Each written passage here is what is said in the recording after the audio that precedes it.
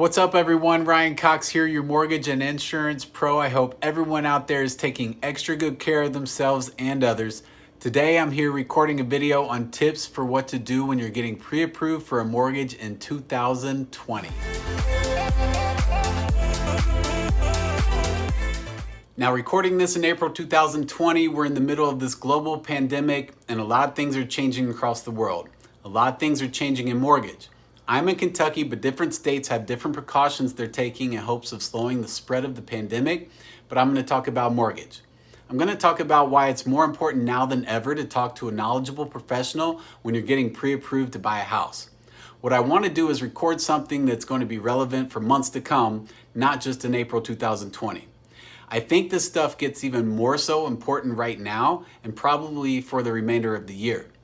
When you're going to get pre-approved, you really want to talk to somebody who's knowledgeable, who takes time, effort, and energy to properly vet your scenario before you get your pre-approval letter or before you go shopping for a house. And I'll tell you what I mean by that. Too often, I come across folks that say, oh, I got pre-approved with XYZ mortgage. Well, what did you provide them? Well, I talked to them over the phone, I gave them some information to run my credit, and I gave them a pay stub. Well, what about the 2019 W-2 or the 2018 W-2? No, I never provided that. Well, did they do a verification of employment? Did they get a breakdown from the employer on how much you got paid in base and how much you got paid in bonus, how much you got paid in commissions?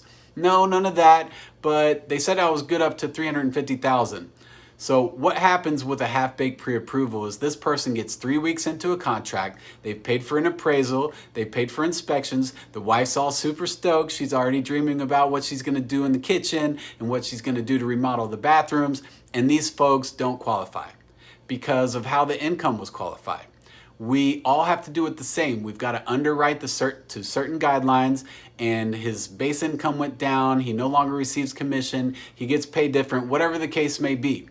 Things, if not properly vetted, can happen, which disqualify folks from getting a mortgage. And so what you want to do in 2020, and this is what you always want to do really, is talk to someone who's going to really take the time to pre-approve you properly.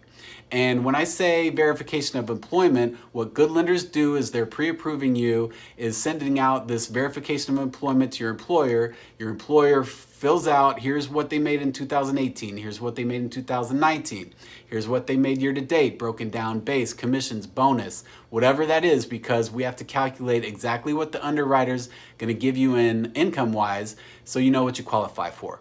When people guess, and this happens in mortgage, unfortunately, in our industry, they hang you out to dry, whether intentionally or not. Oh, you made $72,019, you made $64,000, your pay stub says this, oh, $7,200 a month, you can calculate in your head, he's got $7,100 in debt, $7,100 on this side, yes, he qualifies. That's not a proper pre-approval. It's not getting everything in. Pulling credit, analyzing income, analyzing verification of employment, running desktop underwriter, which is an automated system that says approved eligible when we can get a loan done for you. On top of all this, that should really be done on every file. Guidelines have changed tons. So if you got a call center kid that works for Quicken, that kid did not do a proper job, he just spit out a pre-approval letter. If you're a realtor, this is your buyer who's under contract, who doesn't qualify. This kid that pre-approved your buyer's on his way to another job selling vacuums or whatever. I mean, it might be an extreme example, but it happens. I want to protect people from that. So that's my advice. Get properly pre-approved, whether it's for me or whether it's for any lender that you like and trust. Make sure they say, here's all the documentation we need, and supply it, because it's for your own good. It's for your own protection.